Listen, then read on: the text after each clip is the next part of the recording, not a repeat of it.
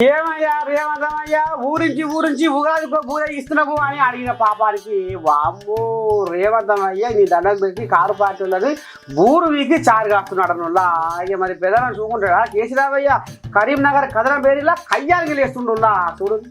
మాటలు కూతలు కోపాలు తాపాలు పొంకనాలు పోవండాలు బైరుపల ఏషాలు బాత్కానీలు బొల్లి కూతలు బెల్లం మాటలు ఆవేశాలు ఆక్రోశాలు నీకే వస్తాయి అనుకుంటున్నావా రేవంతం ఊరికొక్క కోడైతే ఇంటికొక్క ఈక అన్నట్టు మేము కూడా ఉన్నాం మా ప్రతాపం కూడా చూపిస్తామని అనుకుంటా గతంలో రెచ్చిపోయిన రేవంత్ గిచ్చి పంచాది పెట్టుకున్న మాటలన్నీ కేసీరావు మూట కట్టుకొచ్చిండులా అయిందాం పారి ఓసారి ఇప్పుడు ఇన్న ముఖ్యమంత్రి ఆయనను 6 గ్యారెంటీలు ఇవ్వయా కరెంట్ ఎందుకు మాయమైందా నీళ్ళు ఎందుకు మాయమవుతున్నాయని అడిగితే ఆయన నేను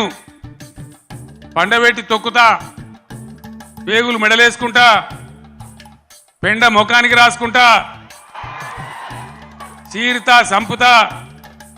మానవ బాంబునైతా మట్టి బాంబునైతా అని మాట్లాడతాడు ఇంత అసహనమా ఒక ముఖ్యమంత్రి మాట్లాడవలసిన భాషనా ఇది పద్ధత తెలంగాణ రాష్ట్రానికి సమాజానికి ఇది ఒక గౌరవమా